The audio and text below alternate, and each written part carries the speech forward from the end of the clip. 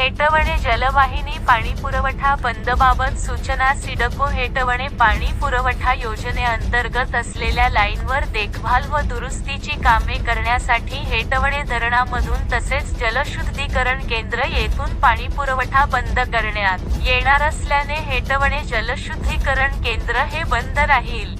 त्यामुळे हेटवणे लाईनवरील सर्व गावांना तसेच द्रोणागिरी, उलवे, खारघर नोड भागात होणारा पाणी पुरवठा शुक्रवार दिनांक 12 एप्रिल 2014 रोजी सकाळी 9 वाजेपासून ते शनिवार दिनांक 13 एप्रिल 2024 सकाळी 9 वाजेपर्यंत बंद राहणार आहे।